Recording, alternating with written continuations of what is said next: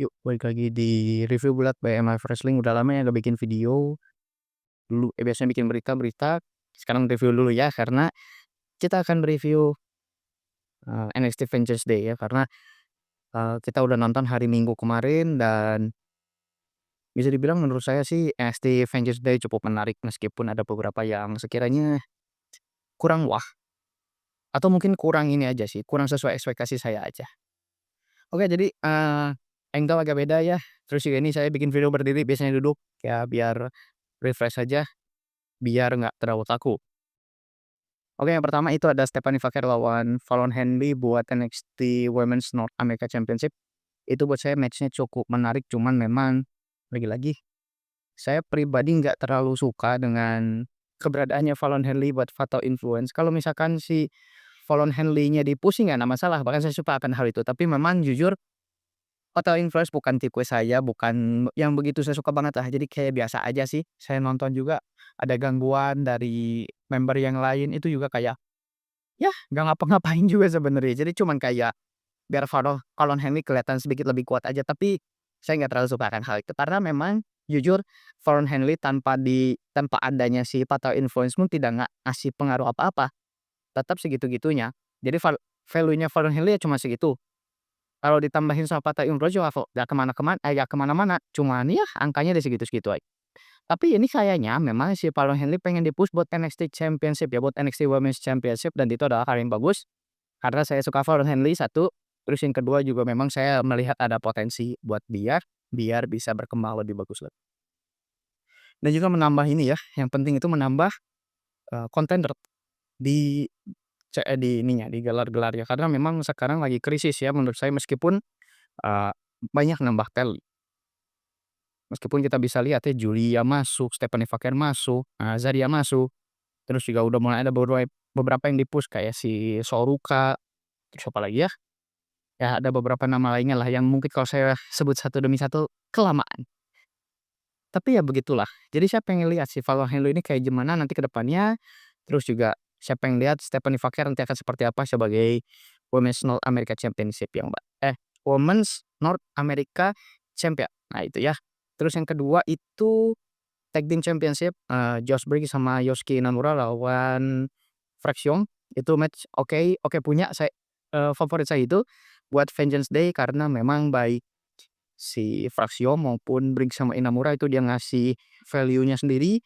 Meskipun pribadi saya pengennya Briggs sama Inamura, tapi ya karena lagi-lagi ini biar menyenangkan Noah saja, ini biar Inamuranya nggak kelihatan nggak diapa-apain itu sama WWE. Sehingga ini bisa jadi pelajaran juga gitu buat Inamura ya, buat selama di WWE dia seperti apa, nanti dia balik-balik ke Noah, dia bisa ngasih value yang bagus gitu ya buat Noah ke depan. Sekali lagi ya selamat buat Fraksiom retain sebagai WWE NXT Tag Team Champion. Itu maksud saya. Oke, yang ketiga ada Ethan Page lawan Javon Evans. Nggak terlalu menarik sih buat saya pribadi ya, tapi saya, bisa bilang ini, inilah refreshment aja gitu buat dua-duanya. Javon juga biar nambah pengalaman, Ethan Page juga biar kayak refreshing sebelum nanti kembali, jadi contender buat NXT Championship. Kemudian editor lawan Trick Williams ini buat saya bisa dibilang, ya buat hapus editor aja, bukan buat Trick Williams ya. Karena kalau Trick ini menurut saya emang kayak dikasih napas aja gitu. Jadi biar nggak harus melulu buat merebutkan NXT Championship karena nanti takutnya orang bosen sama dia. Nanti takutnya orang kayak, "Yah, Trick lagi," kayak nggak ada yang lain aja. Nah makanya Obafemi di-push ya sebagai penggantinya untuk sementara, nanti mungkin Oba akan lebih cepat dipromot ke main roster dibandingkan Trick. Kalau kata saya sih seperti itu ya, cuman kita lihat aja nanti ke depannya seperti apa. Yang lain akan bersambung dengan poin saya yang berikutnya yaitu Obafemi lawan Eton Down Under, ya triple threat sih ya, jadi masing-masing. Ini buat saya kayak, ya biar Obafemi kelihatan ini aja, kelihatan ada penantangnya aja, buat refreshment juga. Terlalu banyak refreshment sih intinya buat si Vengeance Day ini nih. Bukan hal yang jelek, tapi bukan juga hal yang begitu bagus kalau kebanyakan freshman-nya. Jadi kita butuh sesuatu yang memang sudah di-push dari lama gitu ya, sambil memang ditambahkan sedikit freshman, gitu. Jadi ya, freshman-nya terlalu banyak, jadi cuman di awal sama di akhir aja nih yang memang bener buat di-push. Yang mana itu, dua-duanya women's division juga. bukan dari mens sih. Ini juga saya bisa melihatnya si Obafemi ini akan diarahkan, menjadi NXT champion yang kuat dan juga tahan lama ya. Tahan lama di sini adalah reign-nya juga nggak sebentar, bukannya 1 bulan, 2 bulan, tapi bakal dibikin lebih panjang. Oke, buat match terakhir, itu Fatal 4 Way buat NXT Women's Championship ini udah kebaca Julia bakal menang. Kenapa? Karena satu, Bayley itu sudah jelas rosternya ada di main roster ya di Raw. Roxanne Perez OTW ke Raw juga dan sekarang sih sudah ke Raw ya. Cora Jade buat apa? Jujur saya nggak pernah suka sama Cora Jade dari awal dia masuk di NXT karena memang nggak terlalu kelihatan juga mau ngapain dia di NXT itu. Jadi kayak kita nggak tahu si Cora Jade ini maunya gimana di awal. Terus sampai sekarang juga ya karena cedera-cederaan terus ya waktu itu ya. Terus sekarang balik lagi nggak tahu ngapain ya. Nggak tahu dia mau ngasih kontribusi apa, dia nggak tahu mau jadi Cora Jade yang seperti apa yang bisa kita suka dan lain sebagainya. Itu yang membuat saya nggak terlalu suka sama Cora Jade. Jadi ya sudah clear ini mah Julia yang akan menang. Terus juga kita bisa lihat ya di akhir itu si Jordynne Grace, resmi menjadi bagian dari WWE, ya meskipun waktu Royal Rumble dia udah ya. Royal Rumble kemarin dia sudah resmi menjadi bagian dari WWE dengan bergabung di brand NXT kalau sekarang ya. Kita lihat ke depannya seperti apa, karena makin banyak si women's gitu masuk, tapi placement-nya kurang tepat aja. Kenapa?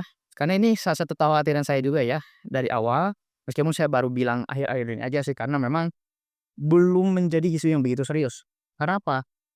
Karena kan si WWE ini tepatnya NXT ini kan banyak nge-push talent ke main roster ya, mungkin sekitaran 6 bulan sekali atau setahun sekali lah dia nge-push beberapa talent.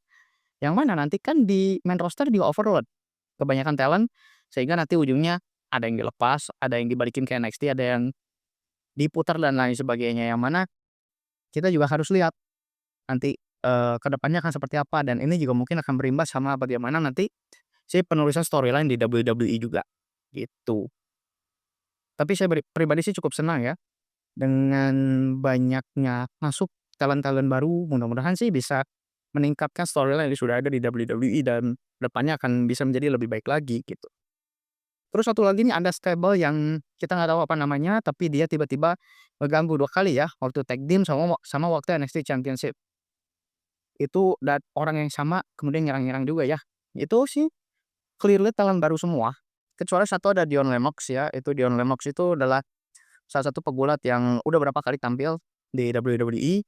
Memang dia, masuk breakout turnamen kalau nggak salah tahun berapa ya, tahun berapa, ya dia tuh masuk breakout turnamen, tapi belum ngapa-ngapain dan sekarang dikasih buat masuk bagian stable itu. Katanya sih seperti itu ya, cuman kita kan belum fully reveal si pegulatnya siapa aja, tapi sih, nama-namanya katanya udah dikantongin.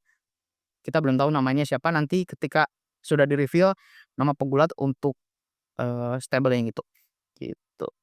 Cuma sih kalau misalkan kita bilang, ini talent-nya akan promising atau tidak nggak tahu juga karena kita harus lihat nanti. Yang jelas sih saya bukan gorengan-gorengan yang bukan suka yang ngasih gorengan kayak yang di medsos-medsos, "Oh ini talent bagus, oh ini talent bagus." Nah, kita lihat dulu aja, mudah-mudahan sih bagus gitu. Saya selalu ngasih, insight yang positif aja sih, mudah-mudahan sih kita bisa suka ya sama talent-talent yang dikasih gitu ke depannya.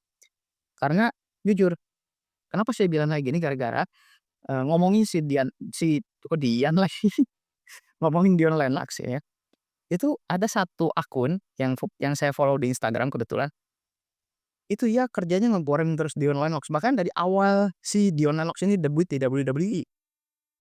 Bahkan mungkin secara implisit itu dia bilang Dion Lennox ini adalah talent terbaik di NXT. Menurut saya sih nggak kelihatan juga, nggak ada bagus-bagusnya gitu ya, so far sih ya. Saya sih nggak bisa bilang dia jelek, tapi jujur aja kalau misalkan dibilang bagus banget, enggak, jauh dari kata bagus banget. Kalau bagus mungkin iya gitu ya. Jadi kita harus lihat juga ke depannya akan seperti apa. Gitu aja sih teman-teman ya. Silakan teman-teman ada yang mau komen, ada yang mau kasih kritik, saran dan lain sebagainya, ada mau kasih ide saya harus bahas apa di video-video berikutnya ya. Ini kebetulan videonya upload hari Rabu, tapi sebenarnya saya ada satu video stok yang belum sempat saya edit karena saya sibuk ya. Karena saya sibuk banget sih di minggu-minggu kemarin, jadi baru bisa bikin video hari ini ya. Sudah memastikan temen agak lama jadi ya saya juga bikin videonya sempet-sempet aja sih.